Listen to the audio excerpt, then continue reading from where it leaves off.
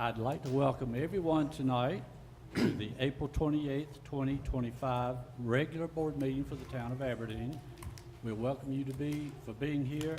If you have any interest in speaking before the board, there are papers on the table when you came in that you can hand to the clerk if you would like to speak at an appropriate time tonight. And there are agendas if you would like to have an agenda to see what we are doing tonight.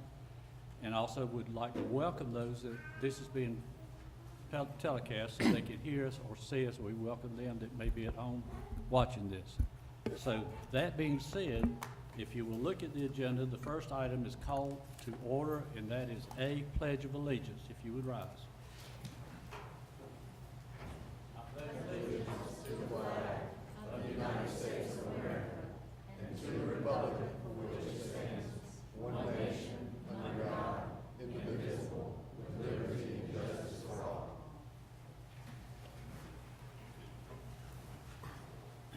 Thank you. I'll close out one and go to number 2, which is setting of the agenda. No changes, Mayor. No changes. Make a motion, we accept the agenda as written. I second it. There's a motion to accept and a second to accept. Any discussion from any board member? Hearing none, all in favor? Aye. Any opposed? That motion carries. Thank you. Close out 2. We'll go to number 3, consent agenda, and there's a list of them. Let me start. It goes A to F. All items listed below are considered routine or have been discussed at length in previous meetings will be enacted by one motion. No separate discussion will be held except on request by a member of the Board of Commissioners.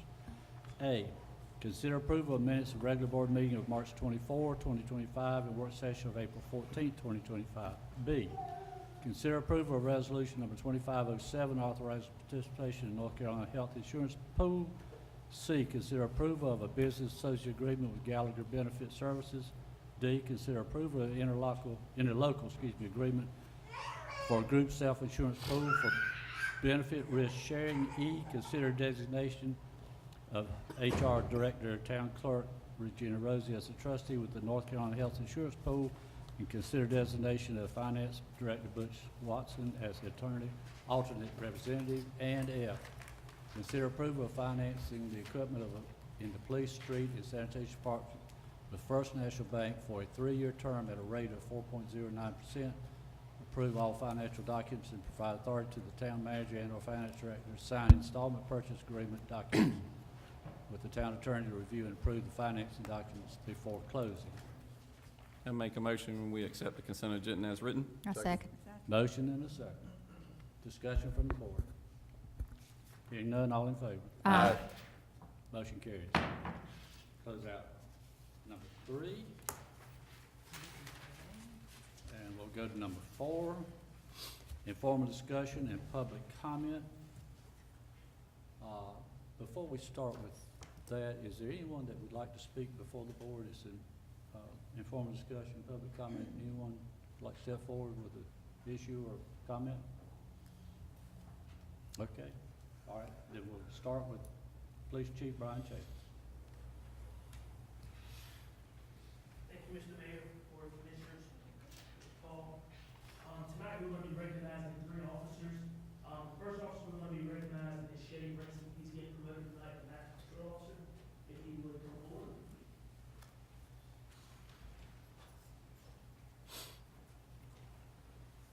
A little bit about Shady Brinson. Shady Brinson is from Fayetteville, North Carolina. He graduated from Pinecrest High School. He possesses a bachelor's degree in criminal justice from the University of UNC Pembroke. He was hired with the department in 2021, and his son Dan will be holding the Bible for him tonight. Can you come forward, Dan?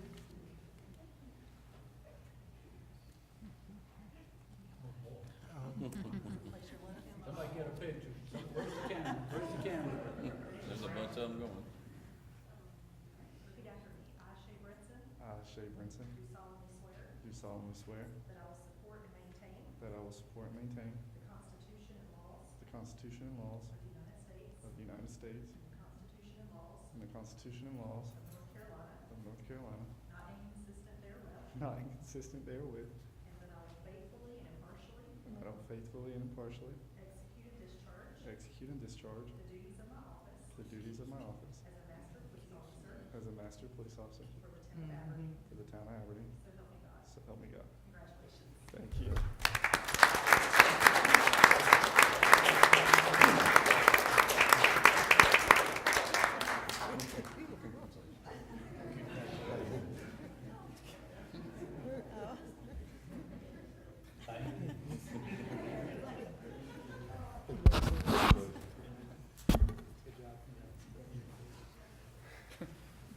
We can all agree that was so should tonight.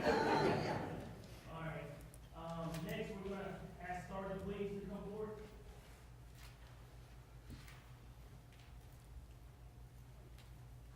Sergeant Williams, will be receiving his advanced law enforcement certificate. A little bit about Sergeant Williams, he joined the Aberdeen Police Department in February of 2015. He also worked for Hamilton Police Department. A little bit about the advanced certificate, this is the highest law enforcement certificate you can get in law enforcement. He has accumulated 48 points and has at least 12 years of law enforcement. The thing y'all need to remember about the advanced law enforcement certificate is each point is 20 hours. So he had to do a lot of training. Williams was the first officer to complete our incredible leadership program, which is a total of 500 hours. And tonight I'll be presenting with his law enforcement certificate.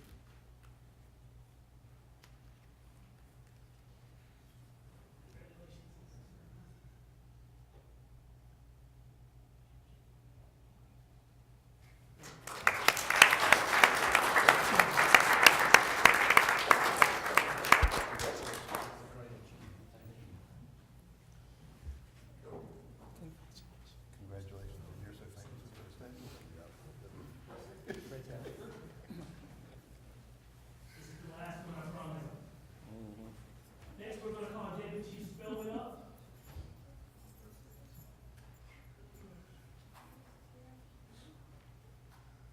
A little bit about Deputy Chief Spellman.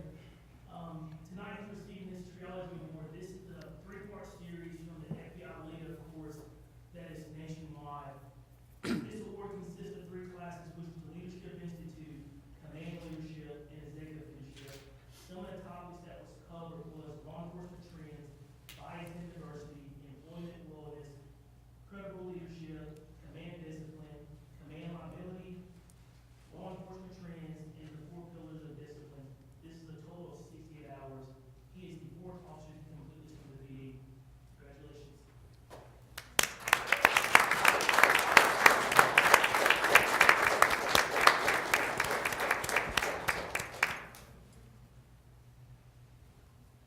Thank you, Mr. Mayor, Commissioner. Thank you. Did you want to make not about that, about, thank you. What to do with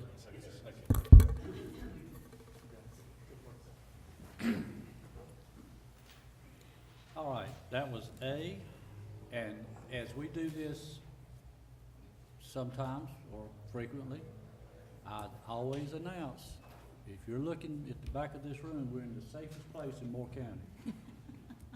By far. I want to thank everybody in blue. Thank you for being here. Thank you for choosing Aberdeen. Now, the other part of this is presentation of the Fire Department Awards and Chief Allen Holmes. You notice what I called you, didn't you? I appreciate y'all having me here. Chief. I wish I wore my blue shirt tonight. That's right. I didn't want to say it. Tonight we have 3 promotions that we're gonna announce. The first one I'm gonna do is Austin Puckett. Austin Puckett, you wanna go forward? Austin started his fire career in about 2013 in West End, North Carolina, in Aberdeen in 2023. We had a little mishap once he started, but he worked his way through it with a broken leg and did a lot of training, which helped him out with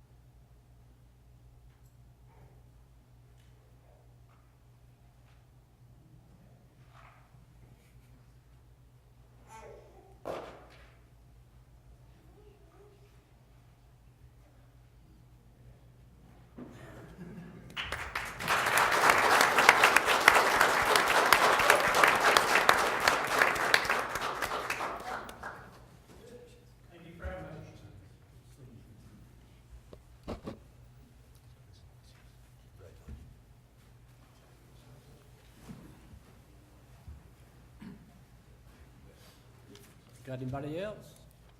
Is that it? Again, the men and women that serve all the citizens of Aberdeen, we appreciate you. Thank you for what you do.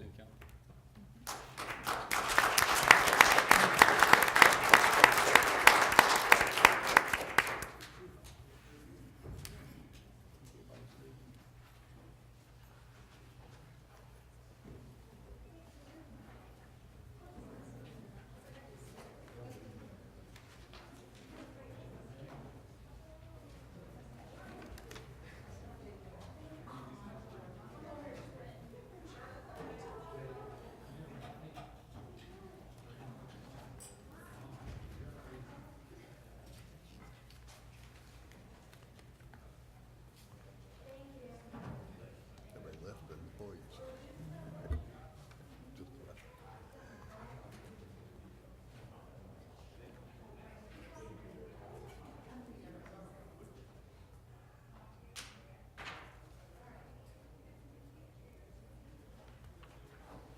All right.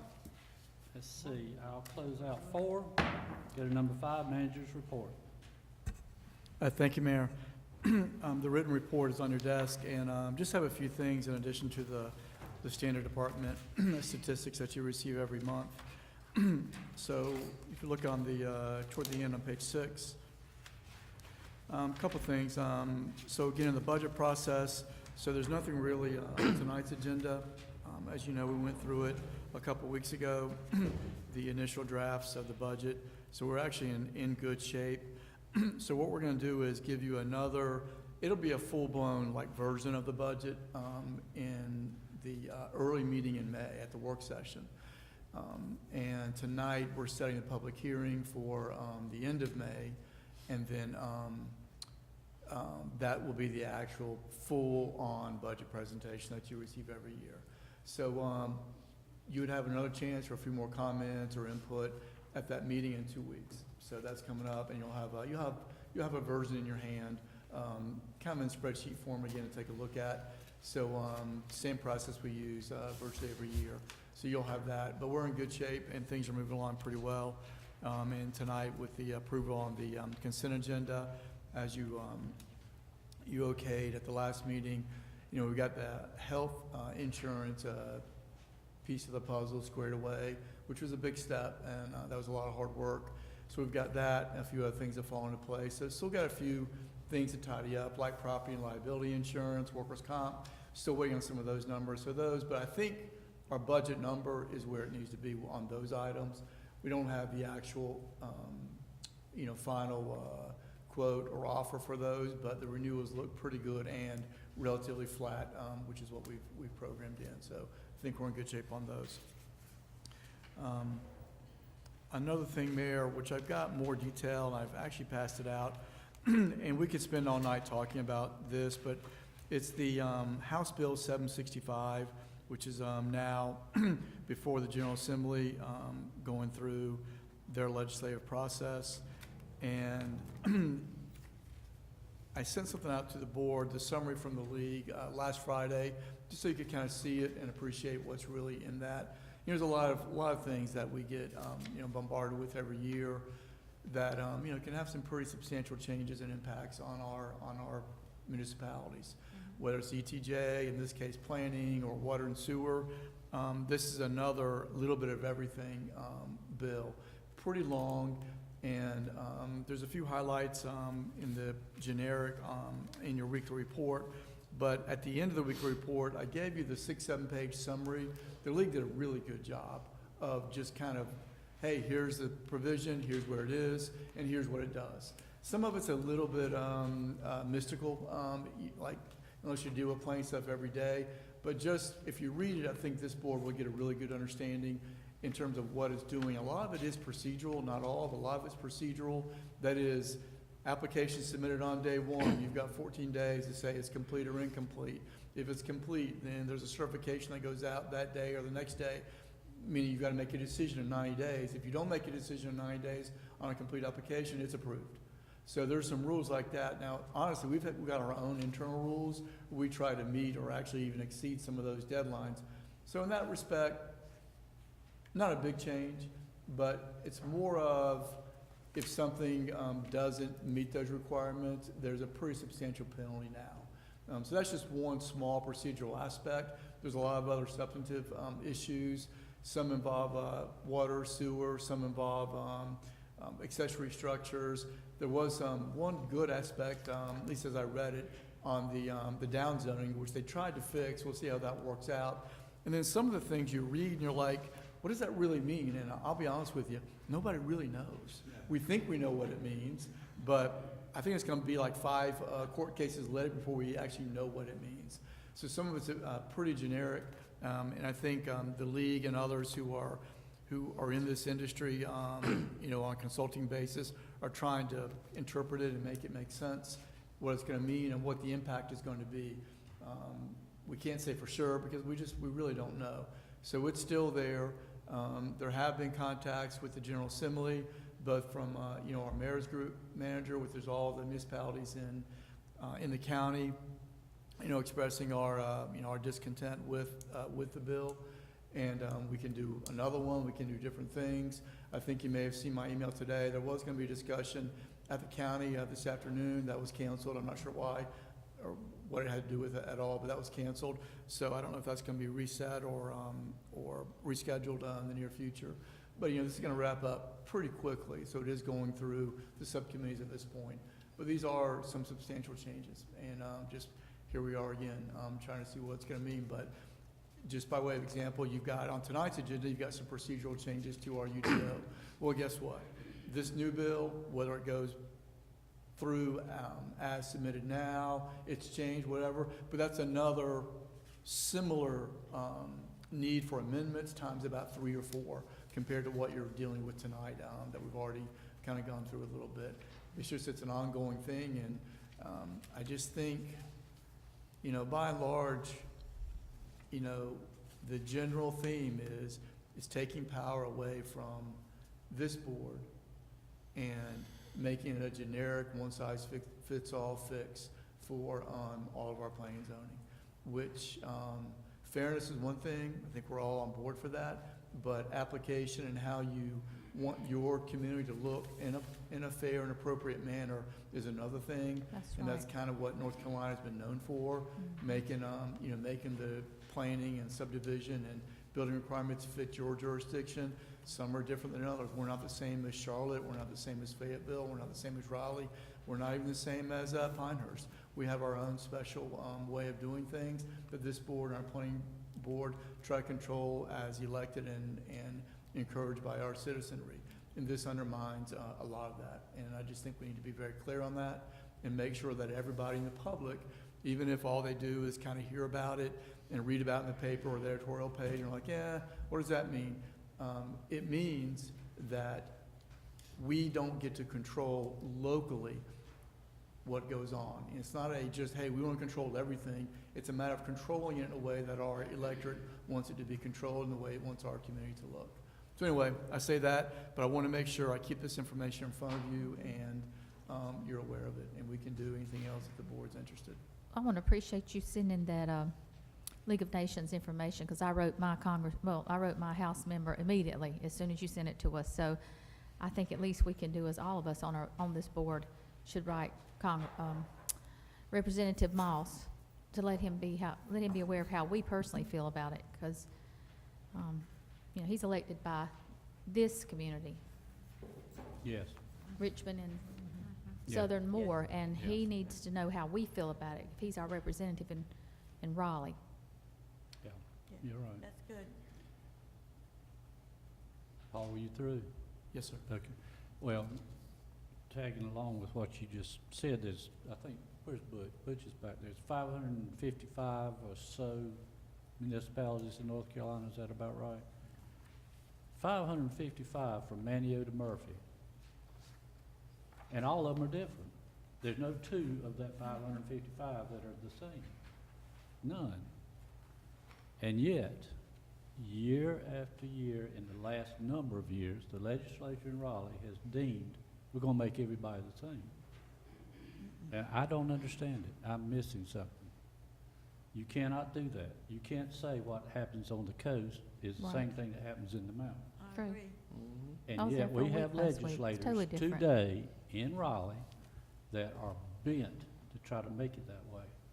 And every time they meet, it's chipping away at the towns.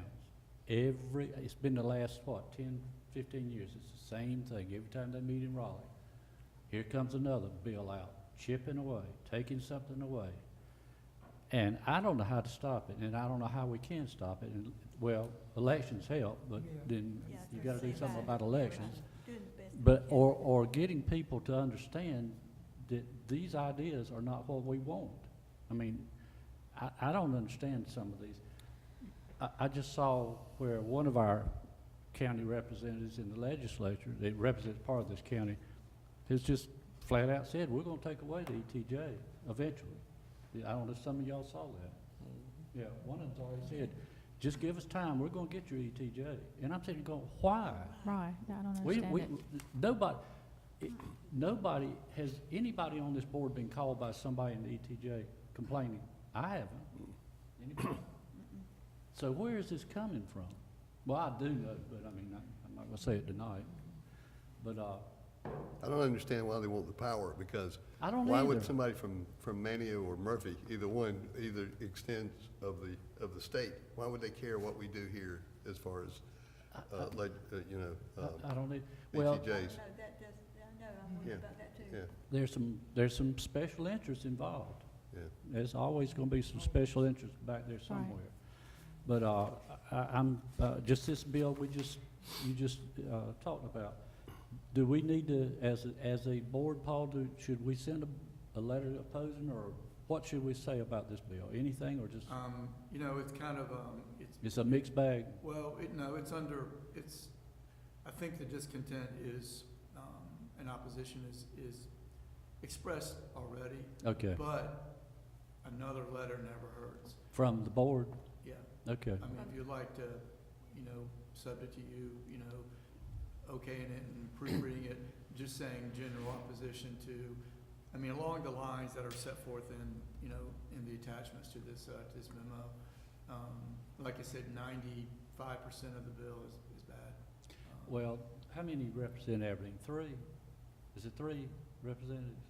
Yeah, The two- House two is just reps and- one. One, and then- Yeah, Ben Moss. Okay, just one, I'm sorry, and They then, just wanted, it's one in the House, and, right. Oh, But And there's it hasn't three. gone to the Senate, because it's just a House bill right now. well, But then we need But to. Senator McInnes is also possible, if it passes, then it goes to him next, so we Well, can certainly share with him too. then I would suggest 2 letters, one to Representative Moss and one to Senator. I think we do need to send one to Senator McInnes, because Yeah. last time I talked with him, he was like, well, he's heard more from the other side Uh, than the side that we're on, and I don't understand why, but I That- think it would help solidify our view that we want to keep things the way they are, not change them.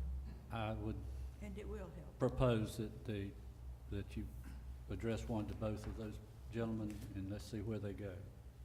Any further discussion on this? I mean, it wouldn't hurt to send one to Neil Jackson. Yeah, I mean, he well- doesn't represent us, but he represents Moore County, and it's certainly gonna trickle down to, he's very That would- open. That would be 3 He would be then, a, yeah, just, Mm, those 3 would help. Yeah, Let them understand that some of you heard this, I'm sure all of you heard it, where the representatives will say, well, we've heard from the other side. What's the other side? the business They don't man. call us. The other Mhm. side's not calling us, so who is it? Who is the other side? And I think that's a fallback. We've heard from the other side. Well, tell me who the other side is. Name somebody. Yeah, I think we all know, it's just say what it is. No, The other side is. we know who it developers. is. If that's the other side. We know who it It's is. not, there's a bunch of residents out No. there who aren't in the No. business saying, please do these things. No, That is not a one. who Not a they're one. hearing from. No. It is people in the business, and of course, they're gonna want higher density and fewer rules to follow. Fewer regulations, yeah. That's, would be, most of anyone that looks into this would come away with that thought. All right, let's move on. Let's see, I'll close out the manager's report. We'll go to number 6, quarterly reports from Mr. Watson. Good evening, Board and Mayor. I'll try to be as efficient with your time as possible tonight. I have on the board, on the screen for the people at home as well as an audience, and also I put a hard copy in front of you what I'm gonna talk about tonight. This is our standard monthly report, plus I'll do something on a quarterly basis, a little bit more expanded. So the first one I'm gonna take a look at is the general fund, and this is all through March 31st of 2025. Our revenues through the end of March are $13,266,053.57 compared to the current budget of $14,832,214. So we have collected through the end of March 89.44% of our revenues are budgeted. Our expenditures were $10,668,465 compared to the budget of $14,832,214. Percent expense was 71.93%. So obviously we are a lot further ahead of what we received and what we had expend through 9 months. Give you some highlights of that, and I will also add something through today as well. Our real and personal property taxes collected was 101.35% of budget, or $6,580,308. As of today, it's 101.61%, or $6,597,181. Motor vehicle tax revenues collected for the year through the end of March is 78.85% of budget, or $314,574 collected of the budget of $398,930. As of today, we've collected 91.27%, or $364,115. 2024 fire real and personal property taxes, no change there, but we do not receive that every month. It's usually every couple months from the county. But the current one as to the end of March is 78.45%, or $278,485 collected. Garbage fee revenue was 87.0% collected at the end of March, or $663,574, compared to the budget of $762,200. As of today, it's 96.97% collected, or $739,070.50. Building permit revenue collected as of the end of March is 140.01%, collecting a budget of $455,048.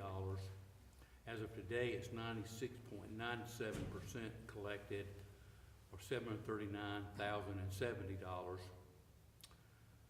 ABC net revenues as of end of March is 82.58%, a budget of $156,485 for the budget of $189,500. As of today, it's 105.08%, or $199,117 collected.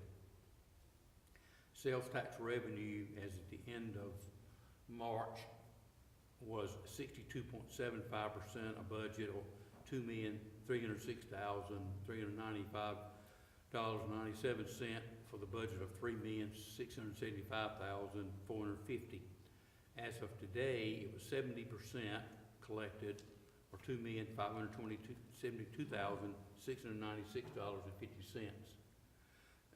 On sales tax revenue, that's for 8 months, because this is basically through February sales, the way it's collected. So we have 4 months more coming, so we'll get the last payment in August for that particular line item.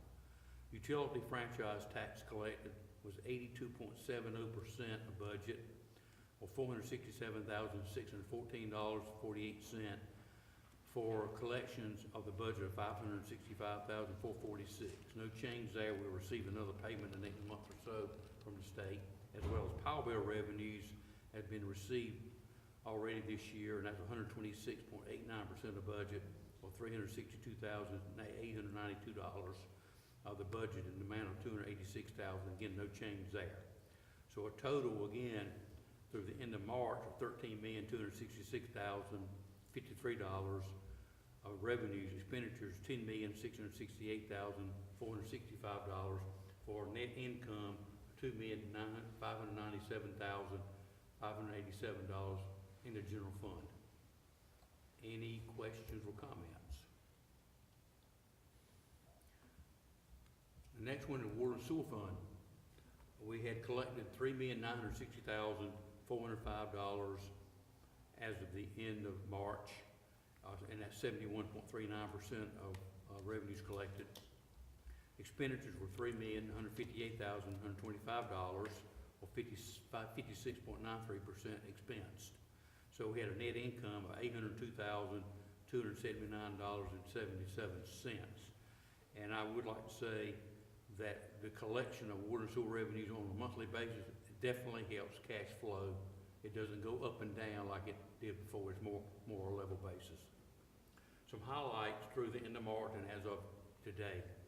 System development fees, both water and sewer combined, were 193.34% of budget, or $593,541 collected. And that budget is only $307,000 for this particular year. As of today, it's a 224.75%, or $689,973 collected. So a substantial increase.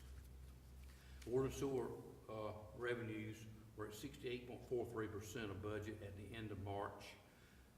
It's $2,883,678 versus the budget of $4,214,005.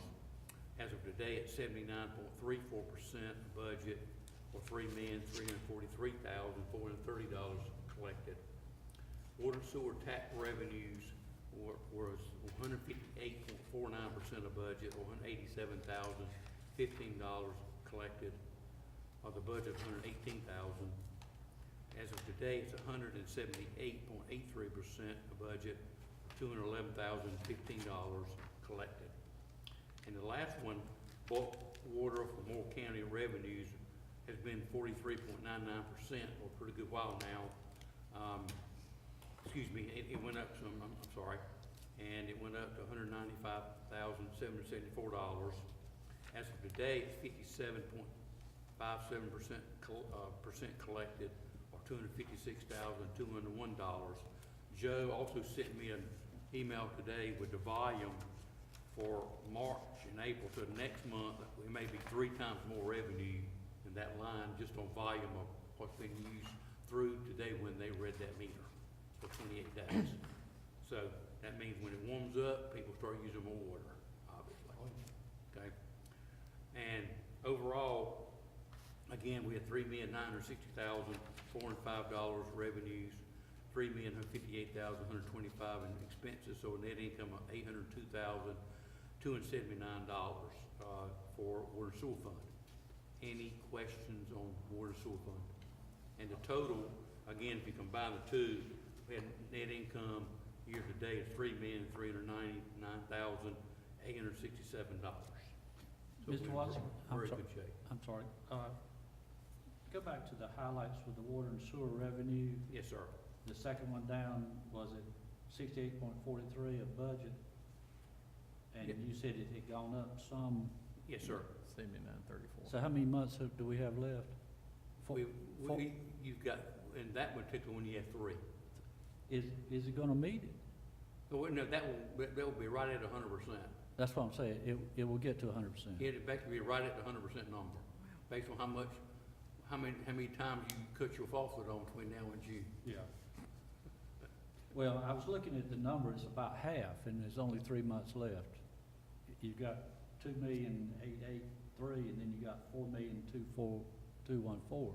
It's about half, or pretty close to half, but you Yeah, only we had 3 went up to months left. 80%. We So went up you- to almost to 80%. It's up to 80%. Yeah, what you're about saying. 80%, Okay. 79.34% now. Okay, so that'll take care of it. Yes, sir. All right, thank you. Thank you. Any other questions?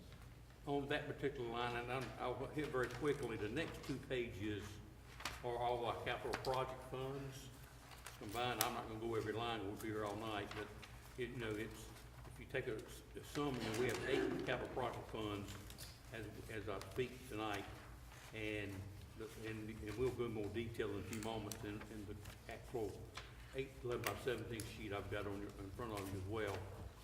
But everything just going along as we talked about before on those particular ones. What is Fund 63 again? Pardon? What is Fund 63? Fund 63 is the downtown improvement capital project. And that, the parking over here, is that it? Is that for It would be Talbot? like Talbot Yeah, Street that- Okay. over The there, new and like parking. parking Yeah, lot, okay, and those I've heard- types of things. okay. And there's some other general projects that were put in there when the manager and got that approved. Okay, that's good. I mean, I think we do need some improvement downtown, so I was hoping, you had some other ideas. So, the next thing is in front of you is the larger green and blue sheet. And this is just a breakdown of what I went over, but it shows you on the expenditure side, the four components that we look at: salary and benefits, general operating expenditures, capital outlay, and debt service. And those percentages, you know, we'd like to compare one year to the prior year as well. And you can see there, obviously, the total budget number at this point in time is lower than it was last year, because the way the system shows, it's what the last budget was last year when we did other budget amendments at the end of the year. But you'll see, but the percentage of expenses and everything, we have to compare at some point in time. So that's all that does, and you'll see that we are below 75% at the end of March, and because that's 9 months. So we're at 71.93%. So you look at like 3.07%, we spent less than what we need to, what I'll have to. Which way you look at it. And on the revenue side, if you take a look at the next to the last column, we're, as I spoke before, we're at 89.44% of that, and if you look at it on a 9-month basis, it's 75%. So we're above that by 14%. As in the banking world, we call that the spread. So you're spending more money than you budget, and you receive more money than you budgeted. Two good factors. And again, on the water and sewer, same thing. We look at salary, benefits, operating expenses, capital outlay, debt service. And these have been pretty consistent, you know, I'm thinking since I've been in Aberdeen, since I've been here, pretty much stayed right in line. Then the next 2 pages of this, it does the same thing, but for the capital project funds. I'm not gonna go over all these lines, but it gives you more, a little bit detail of some of the line items that took a look. I printed off a budget for each one of these. This is a summary of the totals for each one of these as of the end of March. Then on the back of the second page, put all this in perspective. Take a look on the very bottom line, right-hand side, you'll see of all the water, sewer fund, and the 8 capital project funds, all our budgets are $25,648,709. We've got revenues this year, $21,240,916, but we have expenditures of $18,134,000. So I use this as a gauge for all the funds total when I might take a look at them. That's just for some late, like not needing reading if you can't go to sleep. Take some of these items. But that's this year's, that's the current budget, that's not the new budget. We haven't projected how much is it gonna change, or have you? I can't hear you. I said, how much is the difference, Paul, about the same, 25 million, looking for next year? Okay. I get asked that question a lot, by some people, and I wanna be current. Unless That was there's 22, any questions on these 25.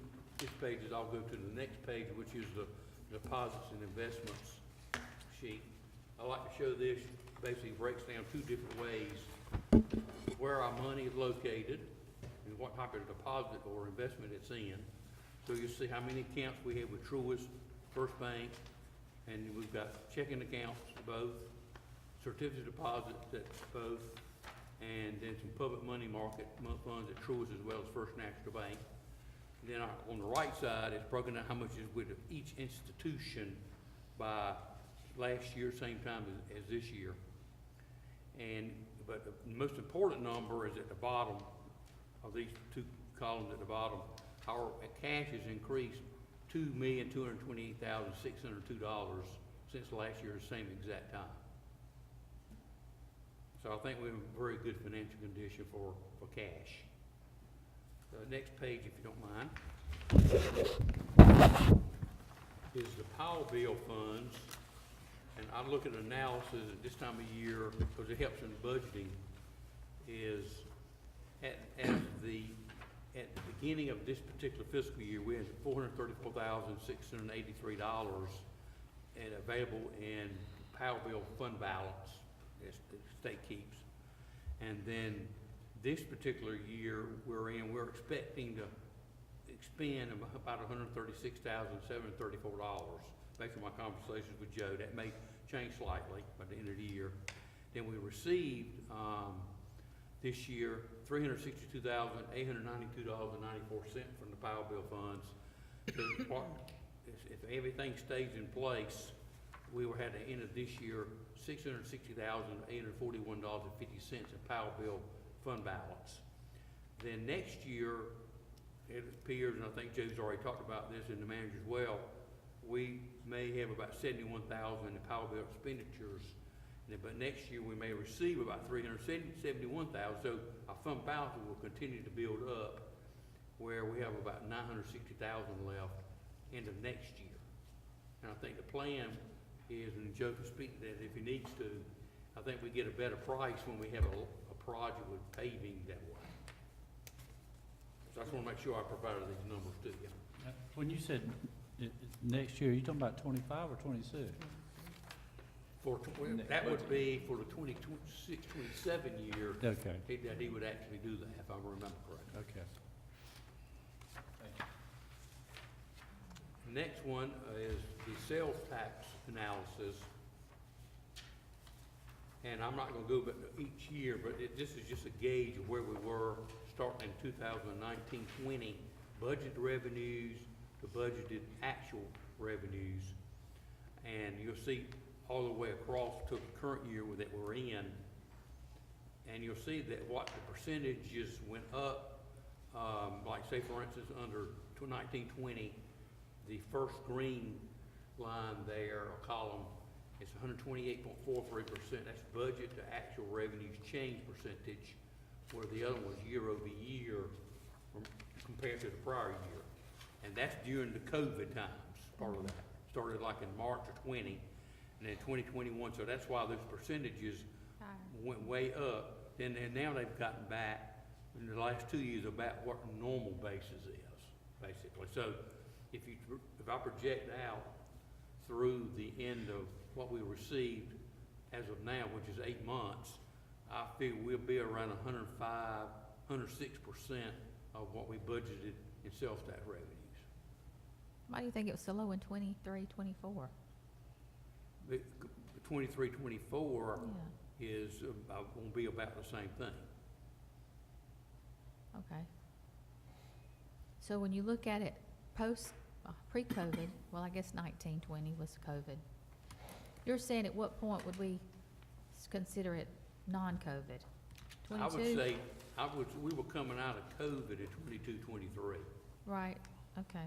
And we were still right at 373. And then so 23, 24, we were out, in my mind, we were out of COVID. Okay, about 180, and you're saying we're gonna be a little bit above that probably now. I would rather have a very conservative estimate on sales tax revenues, and because there's some triangle cities are under collections as we speak. Right. And But all some of the- these numbers look, Some of the metro areas.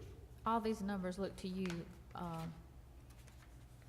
consistent from what you would say, no outliers that really look like what happened. I mean, you pretty much have explained it, that it was Right.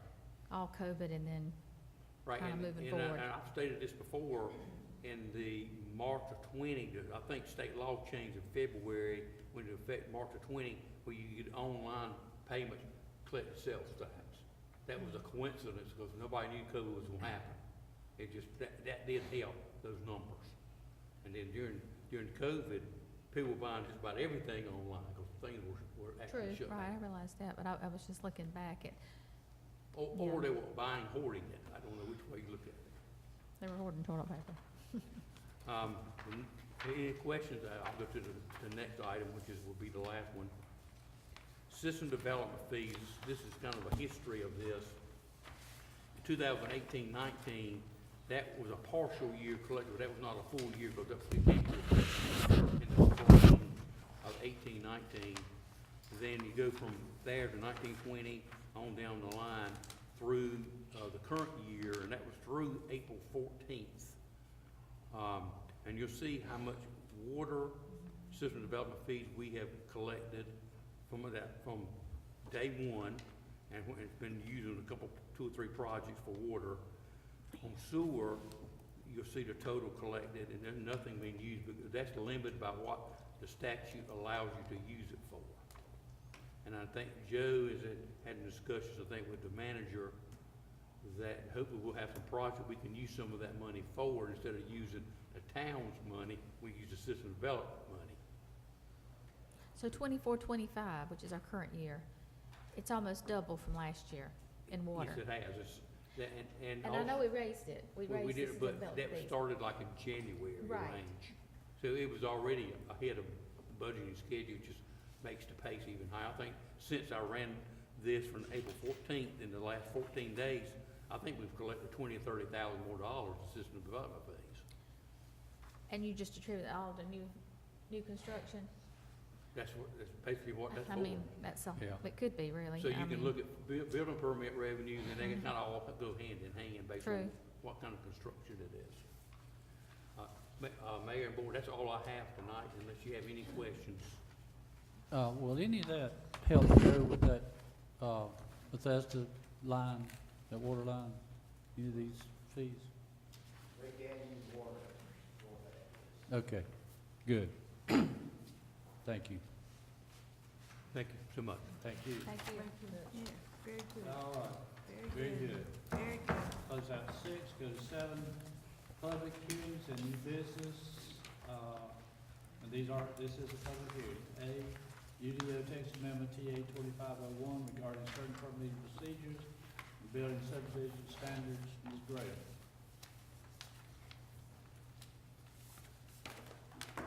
Good evening, Mayor and Board. Well, I've already been accused of going too long and I haven't even started yet, so we will go through this quickly. There are no surprises here. Everything you're going to see was in your packet with the exception of 2 or 3 exhibits that I've added to the presentation, and I'll point those out when we get to them. This is a rather sizable mix of proposed amendments. And as I mentioned in the staff report, some of these are statutory, so certainly you can expect to see more of those in the coming months. Some of them are just to add some clarity. I'll go to the next slide because I speak to this a little bit. To add some clarity to the ordinance, and you may see some of those. As a matter of fact, it seems like every week we find something new that we'd like to just make the document more user-friendly and not have questions as we're trying to respond to inquiries that come to us. And then at least 1 or 2 of these have to do with development standards, and where they're not statutorily initiated, they're at the desire of staff just to help ensure that Aberdeen sees higher quality development. And we do have a list of UDO amendments that we're working through. I've prioritized them, and all of these come from that priority 1 list. So the way I've organized this is basically by chapter. This one is very cut and dry. It's not a new statute. It's an old statute. Somebody's cat is loose. And that was great. But it wasn't clear in the ordinance how this worked, and I wanted to add some clarity for, any future staff or anybody else to understand that this is important. For governments that are within proximity to a military base anywhere in the state, we have an additional requirement to notify that base when there are proposals that would change the use of a property within that 5-mile zone. Do they have a requirement to notify us if they're gonna do something like a runway or something? No, I A think- heavy runway right near the town border would? I think this is a one-way notification process, but we usually find out about those when they happen or afterwards. So in practice, we've been doing this. I just wanted to add some clarity because it's an important step that we don't want to miss. I put together this exhibit. Everything that you see here except for the municipal boundary came from the organization that reviews these plans, and that's the Regional Land Use Advisory Committee. I added the municipal boundary because I actually had forgotten how much of our boundary is included in that 5-mile zone. It's almost all of it. And I don't think that there's another municipality in proximity to Fort Bragg that has this proportion of their municipality covered by this need to notify them when we have a proposal that would change land uses. So I don't know if you can see the hatch, it's sort of a beige, but basically everything in our boundary except for that northern section of Highway 5, we need to notify them. So explain that to me. I would think Camp McCall could still be close enough to us to be 5 miles down the road from like where the town limit starts.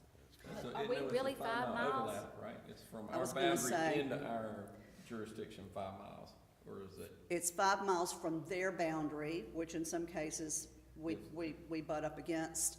I suspect that there is some overlap in the sense of the 5-mile boundary from McCall overlaps with that of Fort Bragg, And so if that somewhere makes like- sense. Right, well, somewhere like Weymouth, out that way, that would be Southern Pines Correct. area. Correct, and they do have some of their jurisdiction within that 5-mile zone, but not nearly the degree that we do. Right, I mean, my question is, I would have thought they would have been that close to us anywhere in Aberdeen, in E to J either. Oh, absolutely, yeah. Okay. Especially down, as you go south, down 15501 and really east to 11, you start getting into, Because we pretty much go all the way to the Hope County line, don't we? we do. I mean, basically, that's Aberdeen to Hope County We do. line, yeah. So, great deal of jurisdiction is affected by this, and it's really a very simple change that we've made. There is a public notification table in the UDO, and I've just added an additional column for military notice and what types of projects would require military notice. And then I added a notation at the bottom that clarifies that we don't actually contact any of the officials at the base itself. RULAC coordinates that for us. So that's who we contact, and I've given the email for the director of RULAC, that's where that contact is made. There are some, if you look at the table, you'll see some other footnote references, but no actual footnote, and I've just left that out for this presentation. But when the mayor signs the ordinance, it'll have all of that in there. So that one's relatively simple, and it's been in a practice, been in place for a long time, but I guess the concern was if somebody new comes into the department and is not aware of it, that they might miss that step. So also in Chapter 2, which is the administration chapter, this is something that's kind of bothered me for months now. We have a permit type called a land disturbance permit, and I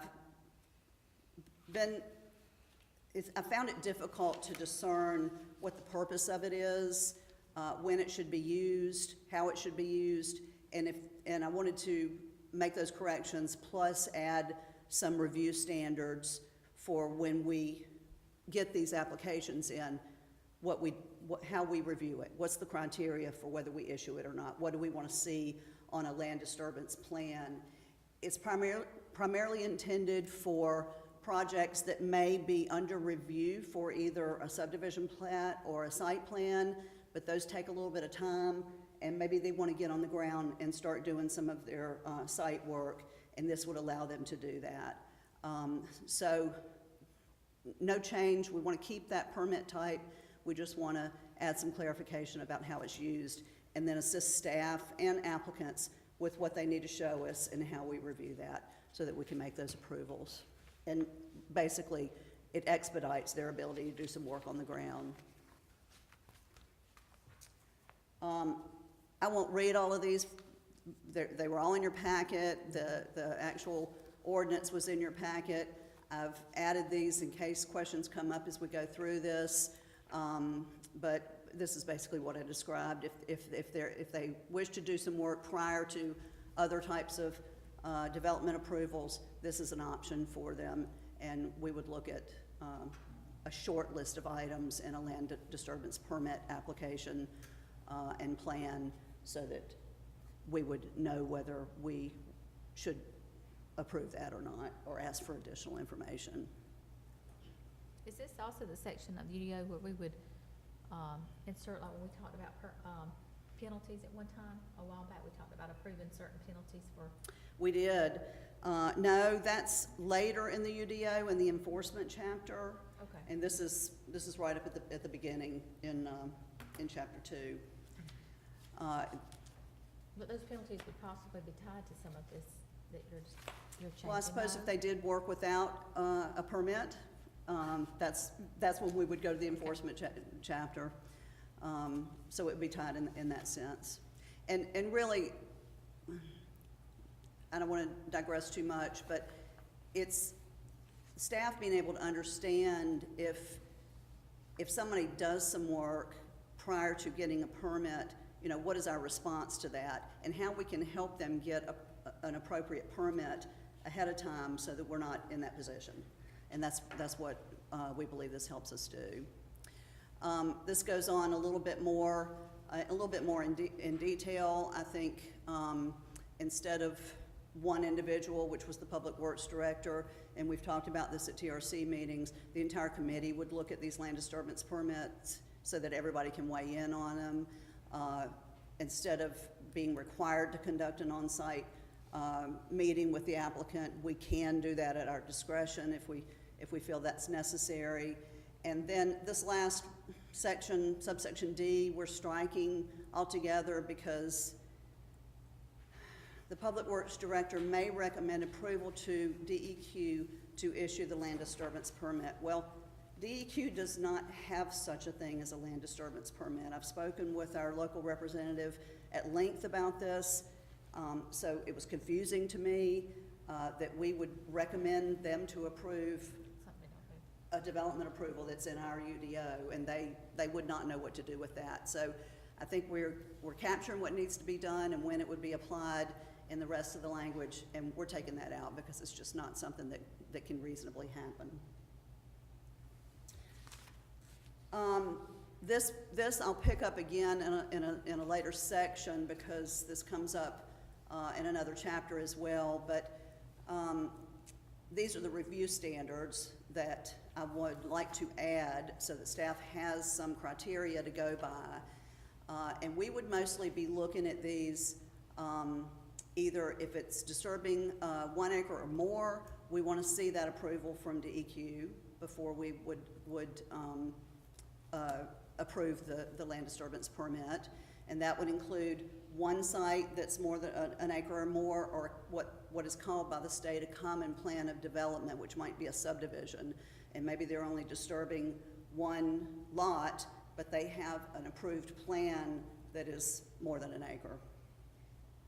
So we're picking up language from the state on that. And then the other instance would be where the disturbance is less than an acre, where we have more authority to make approvals. And this is the criteria, and this is what we want to see on a plan that would accompany the land disturbance permit application.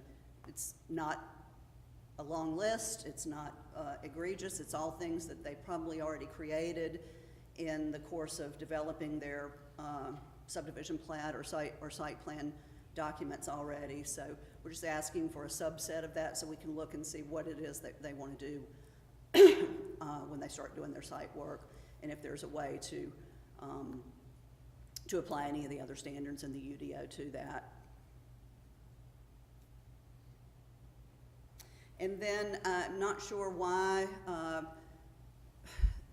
appeal options weren't provided for this decision by the planning department or the TRC, but we want to change that and give them the same opportunity to appeal a decision as they would with other types of decisions that are made.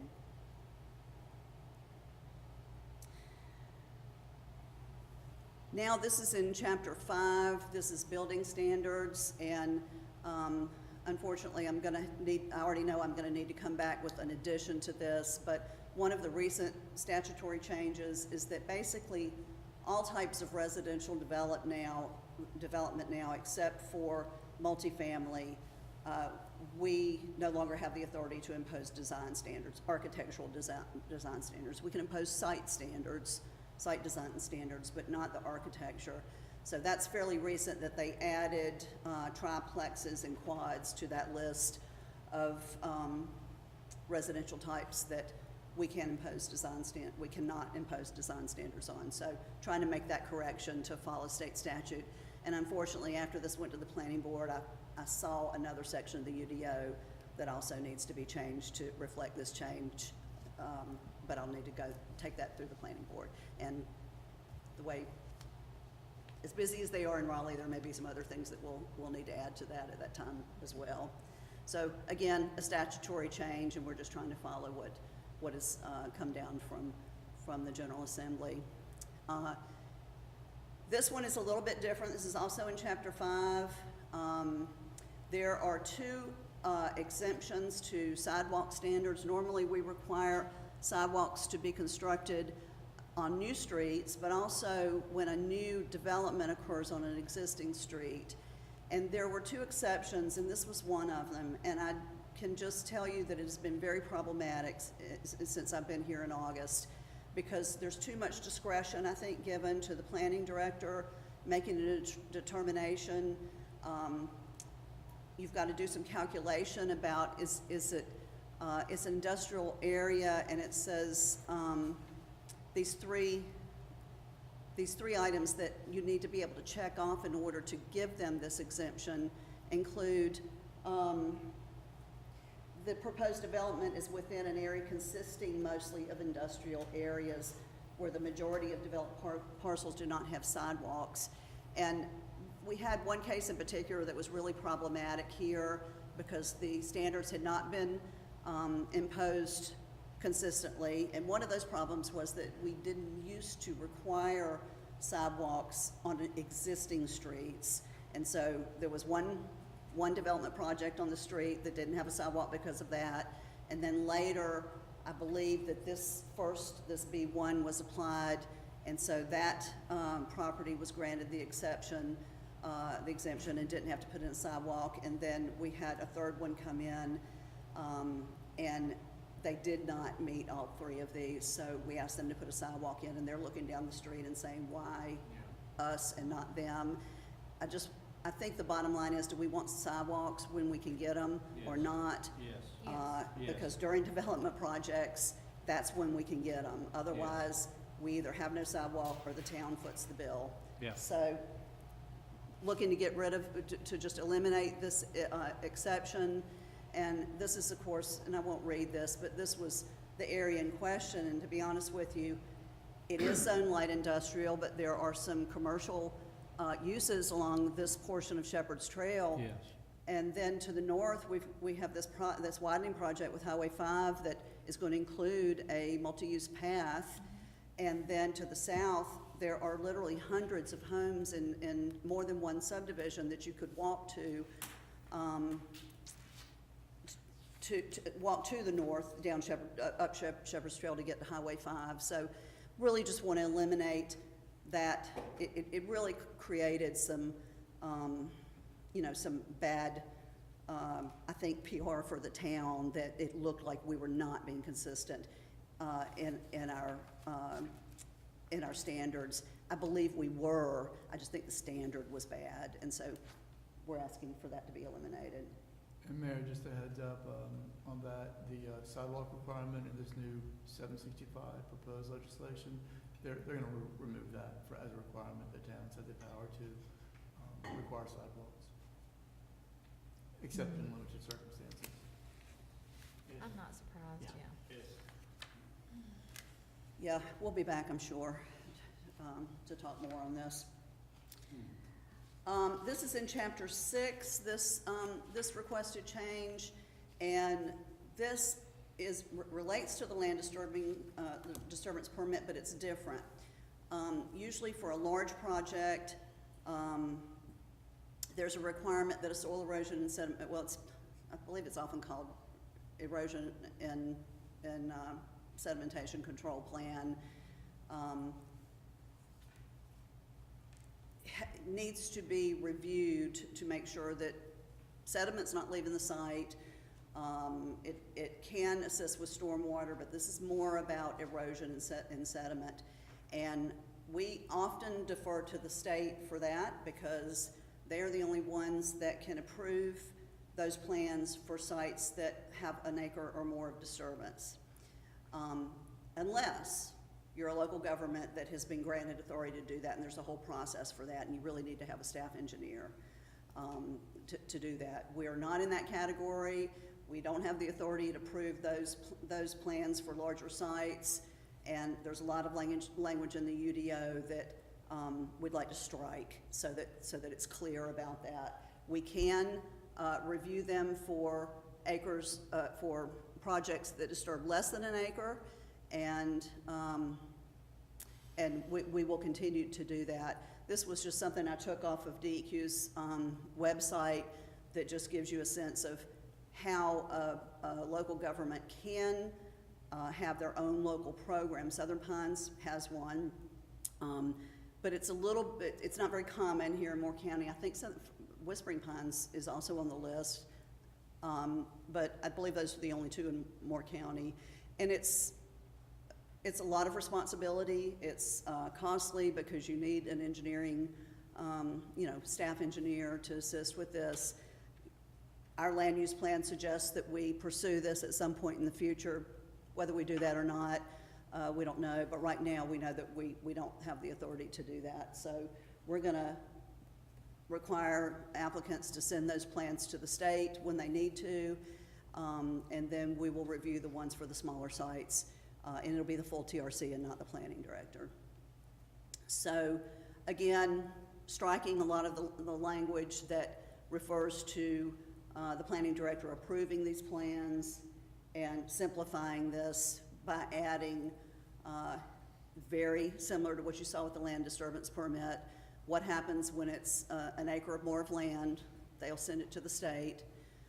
We want to see a copy of that. We want to see the letter of approval or disapproval, and we usually do get those from the state and sometimes from the applicant. And then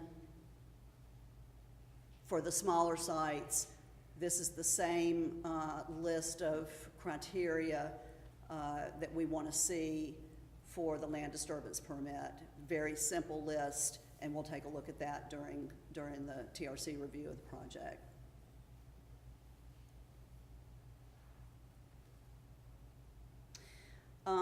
The next section is in Chapter 7, which are our subdivision standards, and we're looking to bring in a few very minor changes to the way subdivisions can be laid out. Part of this is to promote connectivity, which is addressed multiple times in our land use plan, and as I mentioned in this final paragraph, the land use plan promotes a transportation system that facilitates a range of choices, which could mean something that doesn't require a vehicle, walking or biking.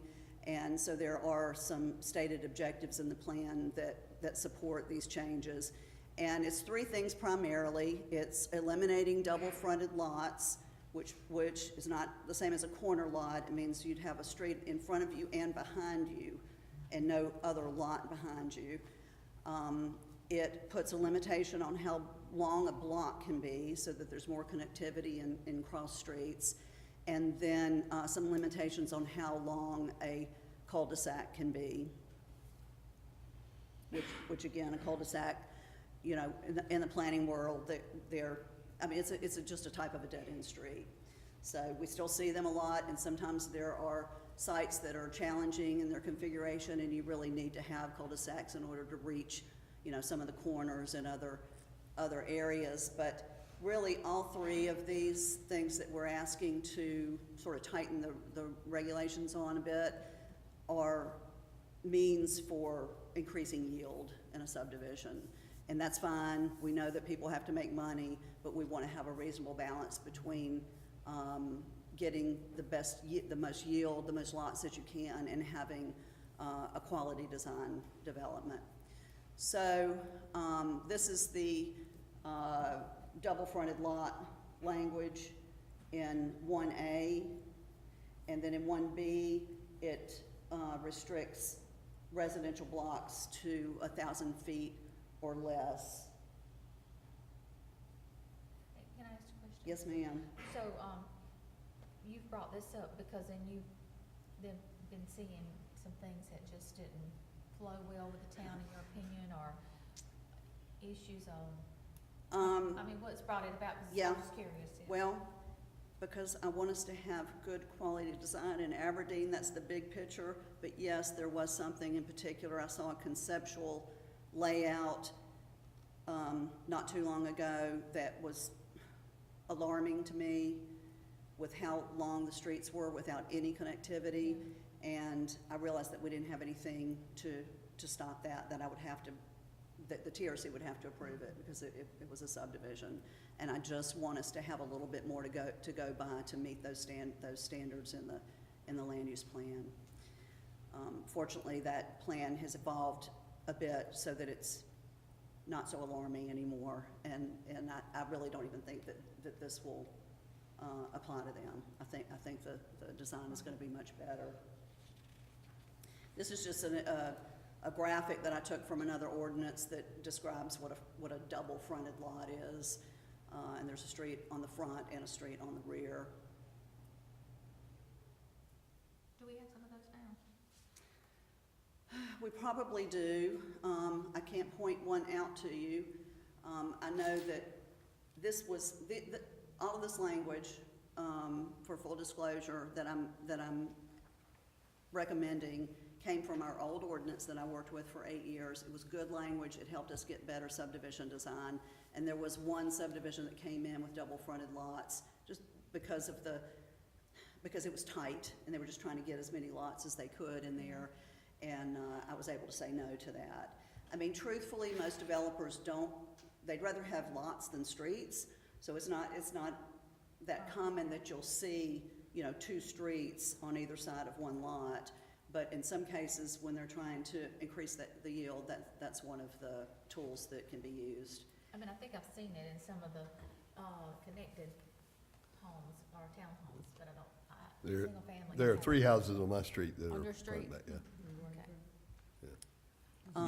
That's good, yeah, Good, Three sides. good. We, several years ago, and I don't remember how far back now, we put in that a street couldn't be straight for more than 1,000 feet. Do you remember that? Yes. That sounds good. Yes, you know, and we still have some language similar to this. I think it's just not quite as hefty, that the streets should relate to the topography of the site to the greatest degree Well, practical. And all that does is makes the chief's job harder back there, because they turn into drag strips.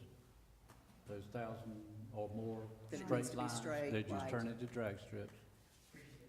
There you go. Well- Looking out for you. Yep, I don't think we want that. I think No. we want, you know, we'll have less land disturbance for one thing, if it at least relates to the topography. And then you get some, you know, some curvilinear streets that are traffic calming just in their design. What is it, John McQueen, and what's the other one over there in Forest Hills? Son, Son. Of course, get when those. complaints about yeah, those a when- lot, Well, yeah. see, that wasn't in Aberdeen. When those streets were laid out, it wasn't even in Aberdeen. And you hear it all the time. They start at way down the other end. By the time they get to US 1, they're flying, because it's just like a straight arrow. But there wasn't any way to prohibit it back then. It wasn't even in the town. And we still have that now. I mean, I don't know exactly how far Devonshire is straight, but it's a good ways where we live. And where Miss Lane and I live, but, Yeah. they come around that curve and the race is on, because it's a straight line. The easiest way to curb that is put curves in it, curves, and people will naturally have to slow down some. So that was a good idea back, I don't know how many have challenged that or trying to get around that.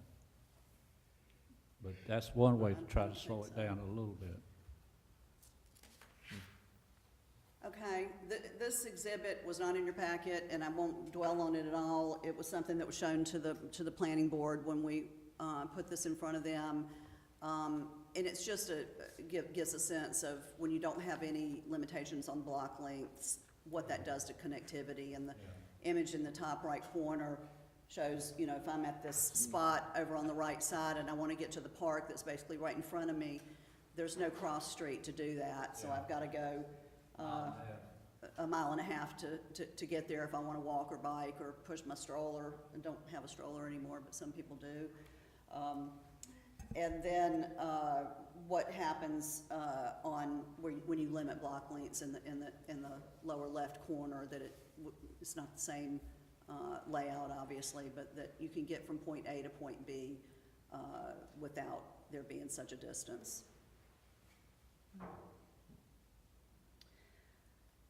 This is not an image from NCDOT, but it was worth noting that they limit their block lengths even more in their traditional neighborhood design guide. Now, this is not their standard, their subdivision standard, and of course, for new subdivisions, NCDOT really isn't taking those streets anyway. They're expecting us to take them. I suppose if they're in the county, they would take them, but. And then this image up above, and I don't expect you to read it, it was just something that we showed to the planning board, but it shows that there are multiple reasons for doing that, and it has to do with the mobility, the connectivity, having a better way to move around without a vehicle if you'd like to, emergency service, response, safety, as it's sort of counterintuitive, but it's actually more safe if you have the blocks broken up. And then the economy, and this has to do with cul-de-sacs as well, so I believe I've got another slide in a moment that'll show that. So these two areas, one of them I think will be very familiar to you. It's, you know, includes the building we're standing in, and it just kind of shows those cross-street points. In some of the older neighborhoods, there was a lot of sort of grid layout. You certainly see that in Southern Pines, which is in the lower right hand, and multiple ways of getting from point A to point B. If I want to, you know, walk to get a soda, but I want to stop and say hello to my friend that's on the way, there are lots of different ways to do that. We moved into more of the suburban design of subdivisions after that, and this is also in Southern Pines, but you can see that there's some pretty long blocks in some of these, and this subdivision actually doesn't have sidewalks either, so not much promotion of walkability in a design like this. And it's not that it's not a nice neighborhood, it's a very nice neighborhood, but if we had some limitation on that, there might be some better opportunities to move through the neighborhood in different ways. So this language has to do with cul-de-sacs. We don't prohibit them. We'd like to limit them or discourage them. Again, as I mentioned before, in some cases, that's really the only way to reach certain areas of a site, and we discourage, you know, off corners to be used for open space because nobody's going to use something that's off in a corner. So sometimes you need cul-de-sacs to really utilize a site well. But we'd like to discourage them, and they're just another type of dead-end street. And then there's, but what we're doing here is limiting the length of them and asking for alternative designs to be considered. It does not mean, and there's nothing in here that says that the TRC won't approve a plan that has cul-de-sacs on it.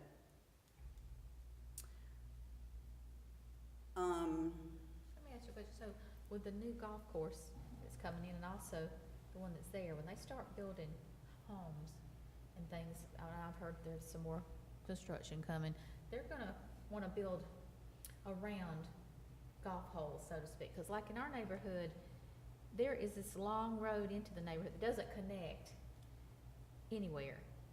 And I'm thinking ahead, you know, they can't use that for an excuse that it's gonna go over a golf course, right? I'm just throwing it out there as a option.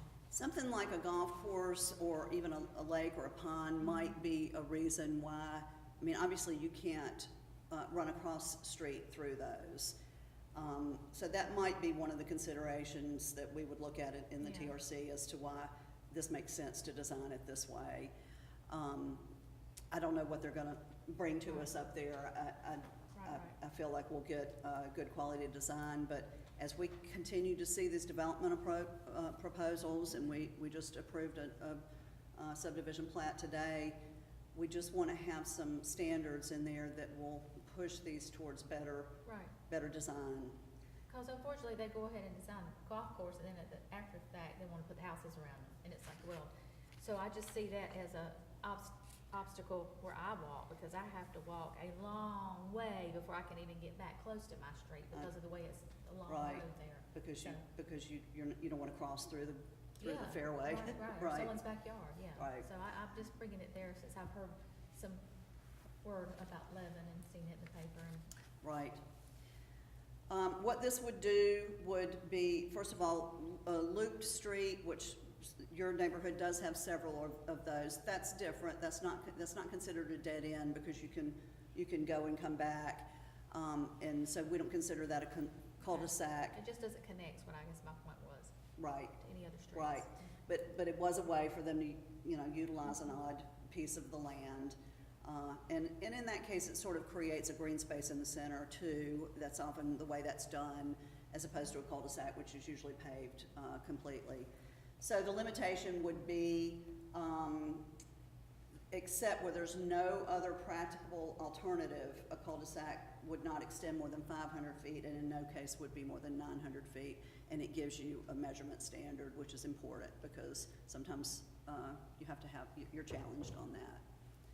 And this is actually still allowing greater length than some other ordinances, which limit them even more.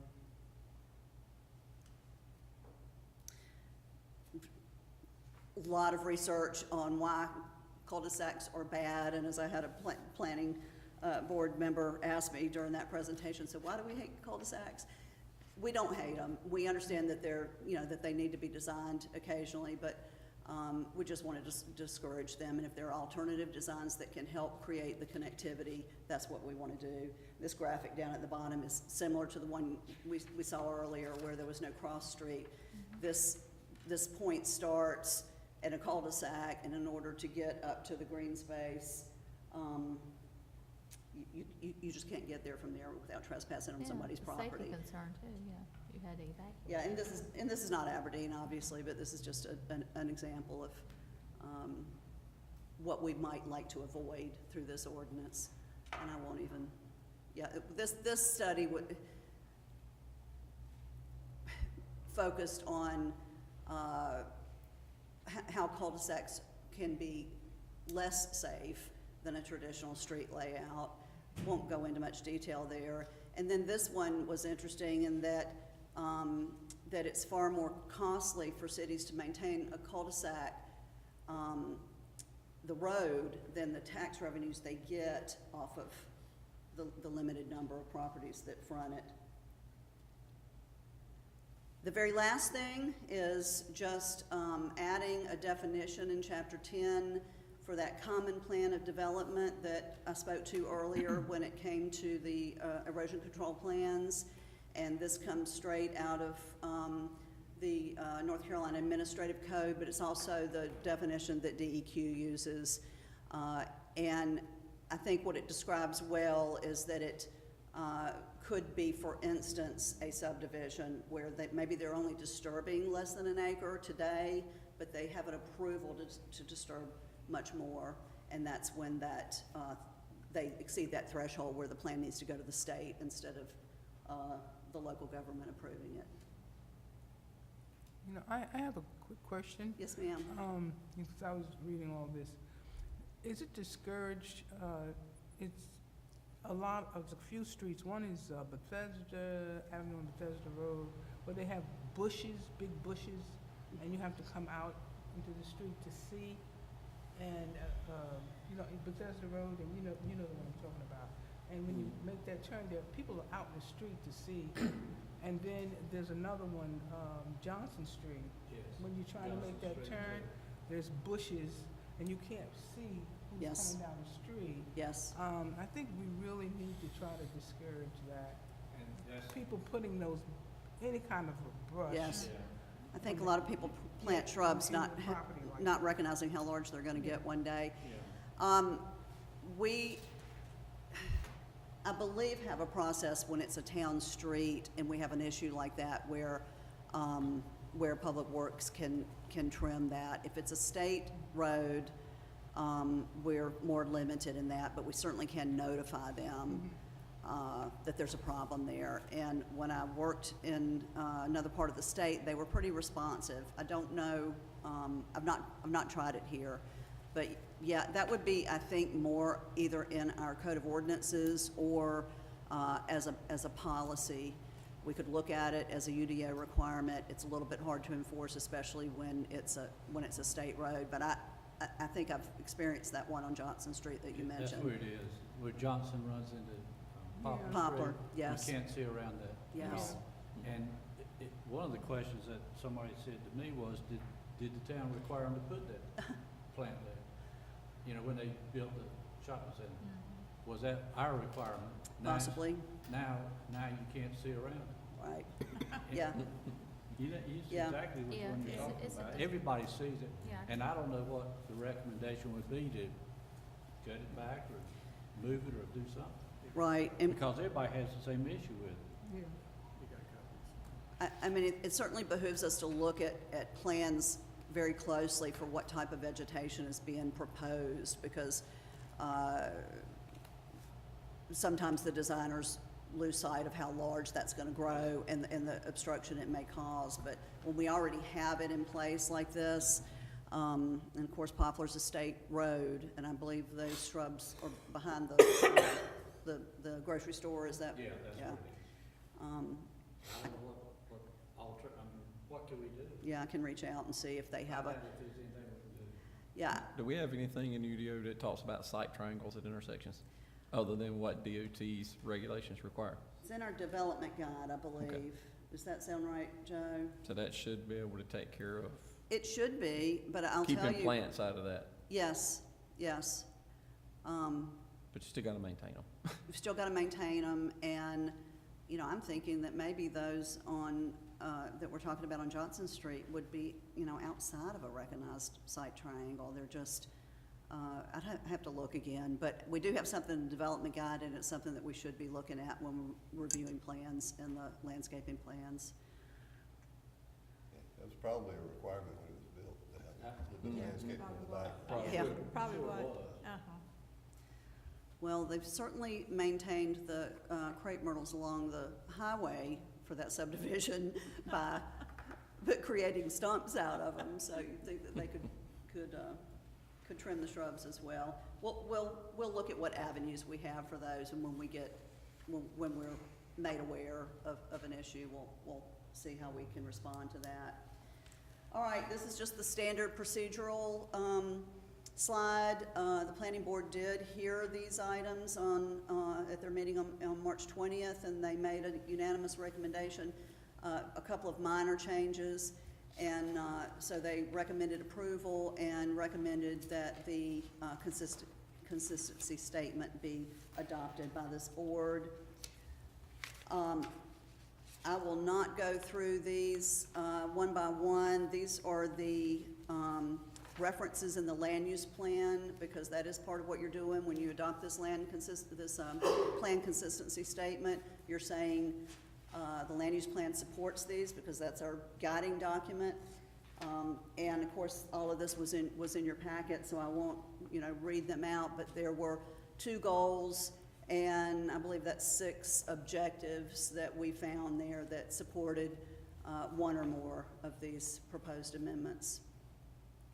And you see 2 of these here having to do with connectivity and a range of transportation choices. And with that, I'm happy to take questions. Questions? No questions? This is a public hearing, so we can close out the public hearing. No one wants to speak.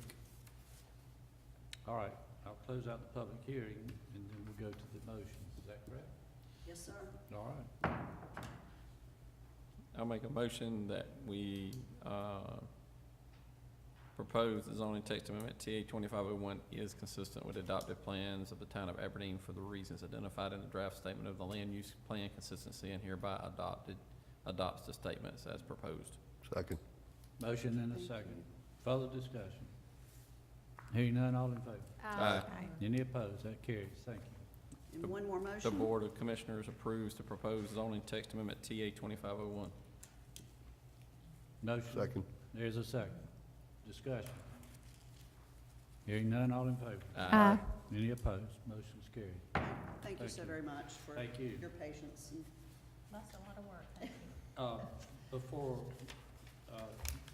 consistent with what we were just talking about, I don't know when would be the time to talk about it, but the Roseland Road issue, has that been settled? No, sir. Are they still working over there? We do understand that they're working. They did receive an approved erosion control plan from the state. We have not approved their subdivision plat, and the Board of Adjustment will be hearing an appeal on our decision that the project no longer qualified as a conservation subdivision tomorrow evening.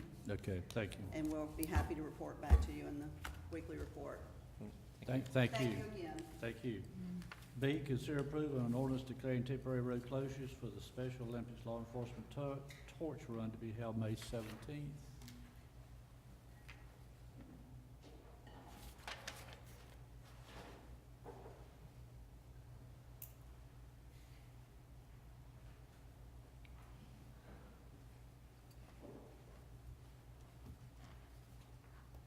Hi, Yes, how's everyone ma'am. doing? Yes, Good. ma'am.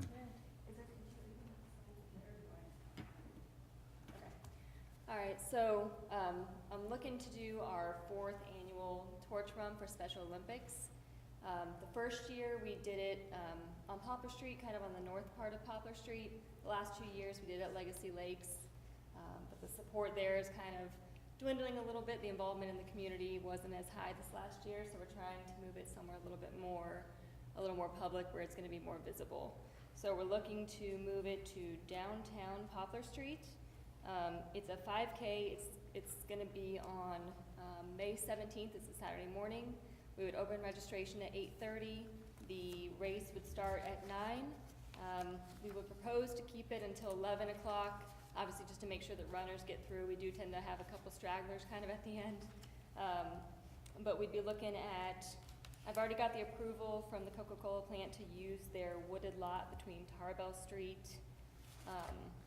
and Sycamore Street, where we can kind of have EMS and everything staging, and we can have parking there. So we would have that as the start point to go up Tarbell Street. There's not a lot of traffic on Tarbell Street. We would have a small portion where runners would have to cross South Street between Tarbell Street and Poplar Street.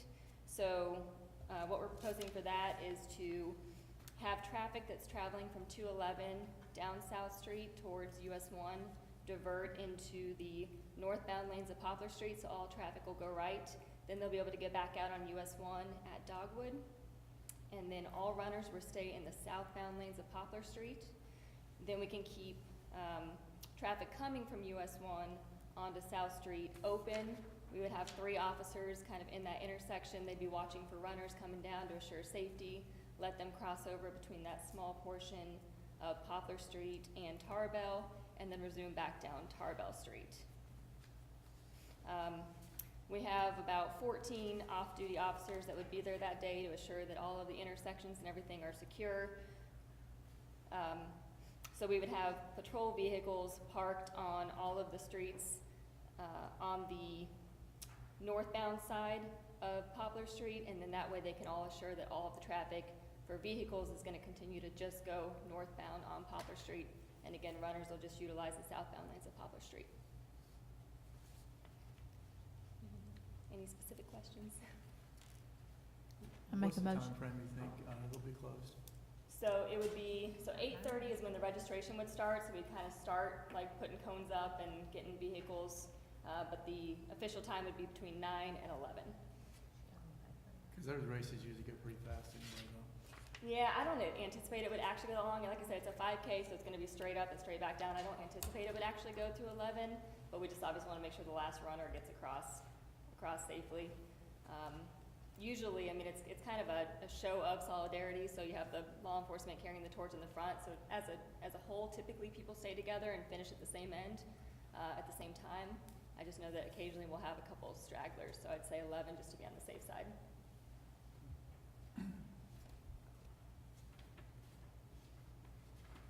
How did the Dunkin' Donut thing go? Good, we raised over $1,100, so not bad for, a few hours out there. My wife and I regret missing it, but we didn't see it till it was over. I stopped by. Did you stop That's by? Yeah, he does, Yeah, that's not we did, yeah. I don't, somehow, we didn't see it, but, I don't know that, I guess it was advertised, but we just missed it. Yeah. We regret missing it. Yeah, we'll try to get it out a little bit better, but yeah, that was the first time that we did that particular fundraiser, so we'll try to do that one again, annually in April, and then this is kind of our May fundraiser, which, we're hoping to get more people if it's approved and everything. I've already kind of talked to the Sand Hills Community College, they're BLET and they're on board, so hopefully with that visibility, we can get down there and get the businesses involved, and just get kind of the word out a little bit better. We made the one at Chick-fil-A, but somehow we missed this one. This one, well, we'll have to let y'all know at the town meeting. Please let us know. Yes, sir. Not next to that. Ahead of time, so we can plan. Yeah, definitely. Come out and support you.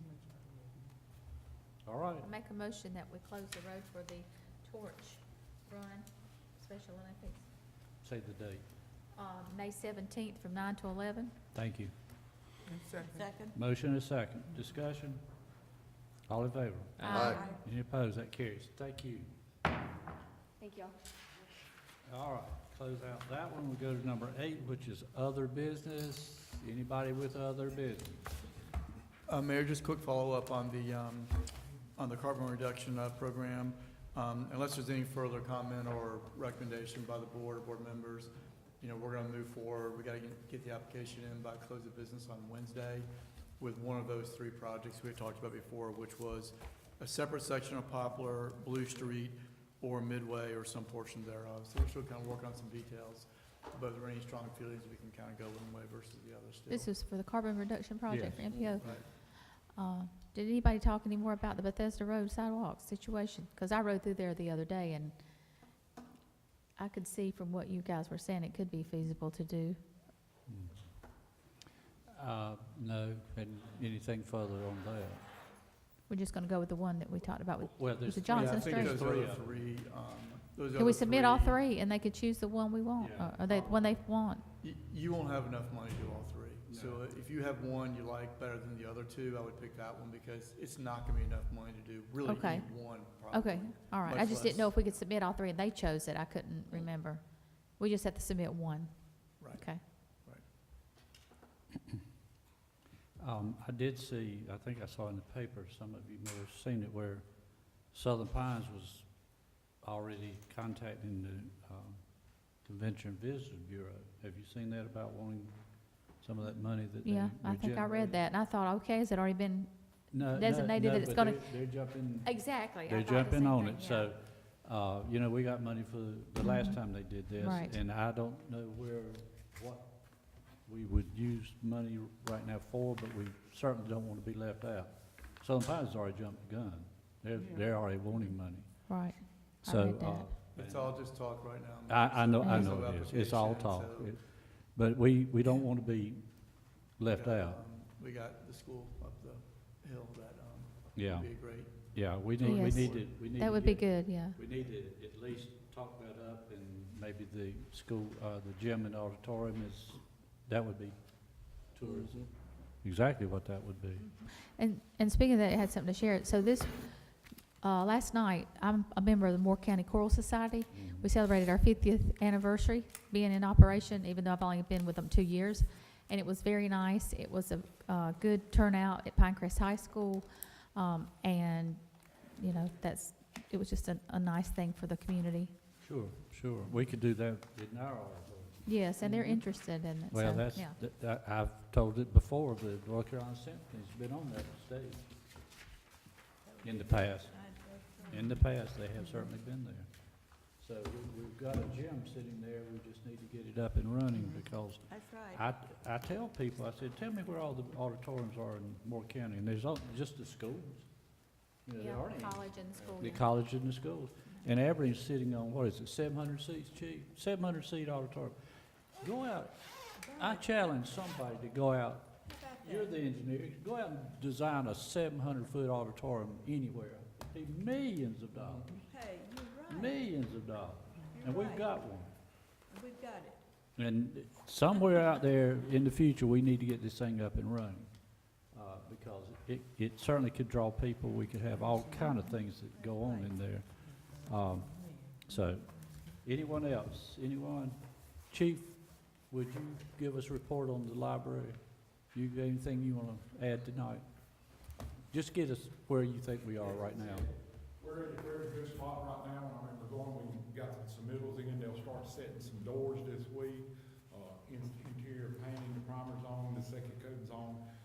Waiting on submittals to come back on the, some of the final lighting fixtures and then finish up the flooring, submittals, and then they'll get going. So we're right back on track, heading in the right direction. Sometimes when you, well, I do, usually when I come down the hill, I look over there, and if there's no trucks, that means there's nothing going on. We had a little storm, which we knew it was gonna be like that. It would get busy Yeah. here for a little bit, then you gotta wait for the submittals to get to the next part. But then the next part, when it takes off, we'll be finishing the floor and doing the hardware, doing the casework in there, and, it'll be coming right along. So we're on schedule. We're on schedule. That's what I wanted to know.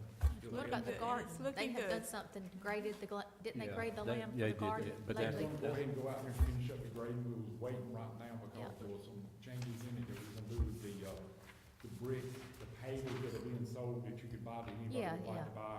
I'm sure the library would love for them. The front door. You can still sponsor and buy them. There's still some of those for sale. Yeah, I bought And one. they're trying to finish out that stuff, and then we'll start on the grading part. It's looking good. Yeah. Inside's looking really good. It is. The inside windows, remember how we were gonna do those? They've been cased out and just waiting for them to be set too. So like I said, the windows and the doors on the inside, the interior will be set, and then we'll be waiting for our exterior fronts and back doors. Once the ceilings and the lights are put in, it'll really start to, And the grid works in. The grid's all there. They're working on some HVAC. yeah. Are they still doing Items in there. As soon as they get those dropped in, then you'll drop the ceiling panel in, and It'll really change the appearance once you get a ceiling in there. Thank you, sir. Anyone else with other business? Anna, you got any other business? Monkey business? All right, anyone? Yeah, I just Please. want to say we got our plaque. I'm sorry. Friends of the Postmaster's House, we have our new plaque up on the front of the building now. I was just gonna remind the police, award is gonna be May 9th. Yes, ma'am. Yeah, just to remind everyone here on the board, Yeah. if they can, to attend that. That's gonna be nice, I'm sure. If anyone needs a ride, we'll provide it. We'll leave out about 8:30. Yeah, but it'll be at your police Maybe station, night. right? Where is it? It's gonna be at the commission's office in Raleigh. Oh, it's in Raleigh. So you gotta go to Oh, Raleigh. yeah, okay. Right here, Okay, I'll talk later with you about it then. yeah. And I don't know, I heard it this morning, and you just told me a while ago, so it's twice I've heard it today. The Board of Elections talking about moving the east precinct. The what? Yeah, to the And- church. To the church. Is there, anybody know why? They said that the facility's too small and there's poor parking at the Legion Hut, so Oh, they're is gonna that move what up it there, is? yeah. So they're gonna move up to the Tabernacle Church, I think it's Tabernacle Yeah, Church, is the that one correct? on- gray one on the corner. Yeah, the gray one on the corner of Maple. There's more parking and they got a bigger facility. There's a meeting tomorrow at 4 o'clock at the Board of Election that I'll plan to Kind of puts attend. it out of the way, I mean, you No, don't I'm not. see it.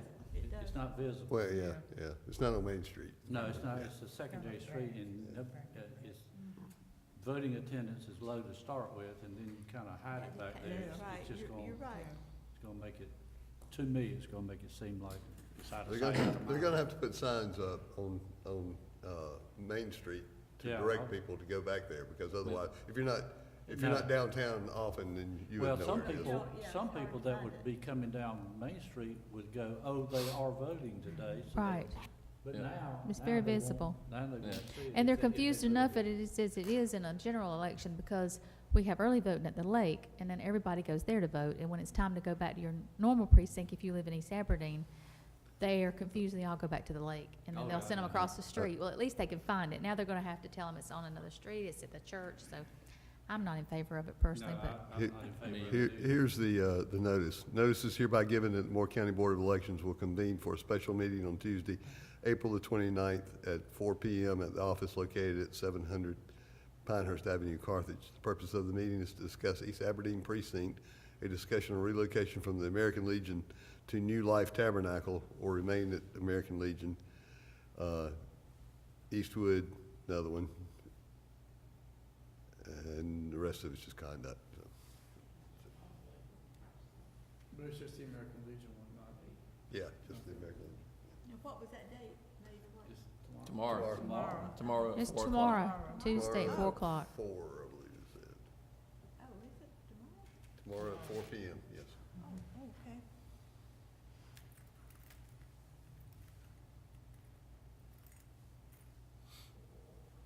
All right, anyone else?